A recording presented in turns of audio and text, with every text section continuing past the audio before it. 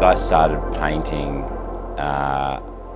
earlier, and I guess at what I'd call, well, I certainly felt like I was taking it serious at an earlier age than others. I'd been to art school twice. I was done with that.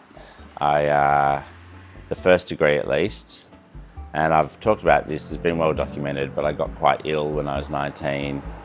I lived through that, and that really catapulted me into wanting to take art seriously, focus in on what I was passionate about, which had always been painting and drawing since I was, I guess, 5 or 6. And my parents were like, "We're lucky to have him around. Just let him, we're just going to let him do it."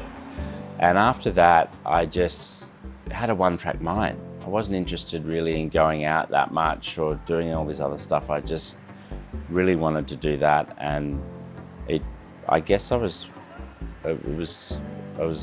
know if it was luck or just everything happened all at once, and I started getting shows at galleries and in prizes, and it all kind of exploded when I was in my early 20s, mid to mid 20s, so it did feel young.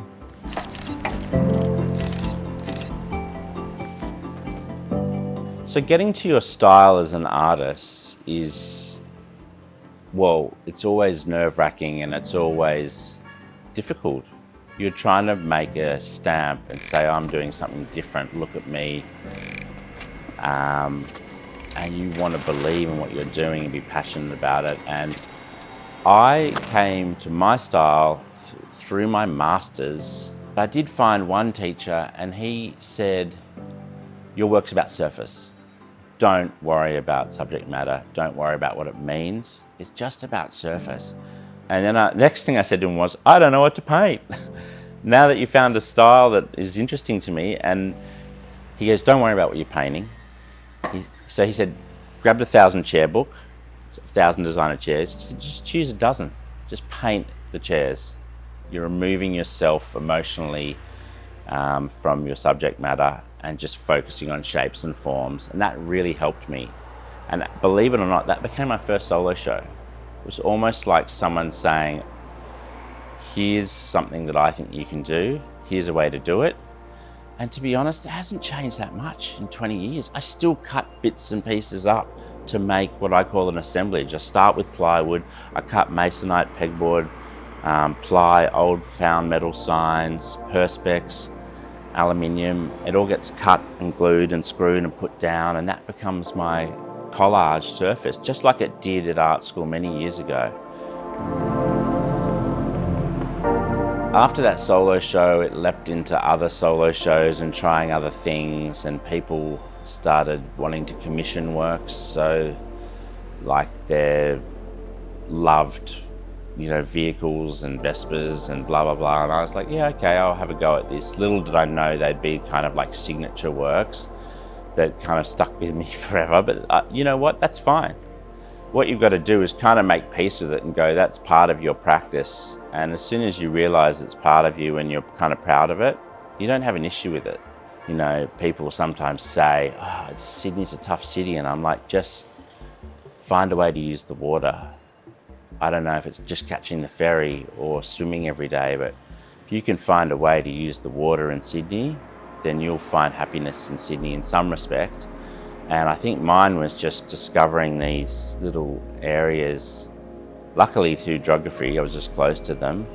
And my mother used to take me to Quibbery Park, which is right underneath by the foreshore, even when I was really young. It has brought me to painting the foreshore and painting scenes from the lower north waterways, and that has led me to Mosman. So the Spit Bridge has always been a strange part of Sydney. Everyone seems to have a story, and I just think the control tower, when you're a kid crossing that, it feels like something from not sci-fi, but just something monumental, and there's something otherworldly about it, just in its industrial design and its beauty. And see, I don't paint green rolling hills. I don't paint the afternoon sun hitting the green grass. You don't even find green in my paintings. My idea of a beautiful landscape, Sydney landscape, is something like that tower sitting in its waterway with a bit of bridge. And to me, it's so very Sydney, and it just sits there watching all of the traffic and all of the day's events. And the actual structure itself is beautiful. So I'm always going to be, anything with industrial design, I'm always going to be suckered into, just by the nature of how I paint, the black lines, the geometric kind of, the geometry of it. So that's how I came to wanting to paint it. And I guess one of the great things about how the Balnaves interacted with it is that I didn't even know. And that's at the very heart of philanthropy. They didn't call me up and said, we're doing this and you have to know about it and we're amazing and it's going to be at the gallery and you need to be here on this day. They had just decided to buy that because they thought it was a great work and they thought it was important for the gallery.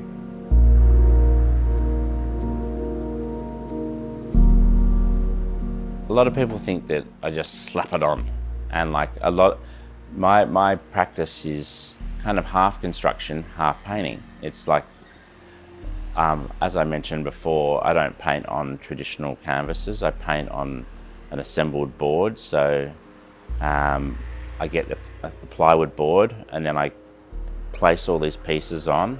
And originally when I was starting off, I used to place them for where the subject matter was going to be. So blue would be down there because it'd be water. White would be up there for sky, a bit of grey, a bit of red, a bit of yellow because it was like the city, and a bit of the kind of rolling, kind of reduced cityscape in the distance. But now it's just completely random. There's a huge sign there, huge bit of this, tiny bit of scrap I found on the floor, and I think there's something really, really nice, very liberating about that. But that becomes the canvas, and if you can do that, if you can marry that background and your energy and I guess passion for painting what the subject matter is, and let the background do as much painting as you are. I think that's the secret with these assemblages. You don't want to overpaint them. You want to let the background also talk, and then you get these nice little passages which can actually hold a lot more weight than you originally think. And there are parts like that in the painting. So in the past, I've shared my studio with all different kinds of people, and just having that feedback is so important. And even through study, you can get that through dedicated space. And then apart from that, all I can say is just make stuff. It doesn't have to be good stuff. It doesn't have to be bad stuff. It doesn't have to be stuff that you don't feel anything about. Just keep making it. You don't even have to make it on good quality, the best linen, with the best paints, with the best this, with the best that. Just like my whole first solo show was made on 50-cent cardboard boxes, and it sold for $800 each. And it sold at a gallery, which I won't name, and they went broke and didn't pay me any money for the first 16 works. And I did not say, okay, the art world is crap and it's full of charlatans. I said, oh well, that happens, on to the next thing. I think it's just important, just keep making stuff, And if you're struggling, try and find a mentor. Like I found a mentor in my master's. It does not have to be at a school. It can be anywhere. It can be someone you talk to on the street. They might just have a look at your phone and go, I really like it, but you should try. And I guess that's all I've got to say about it.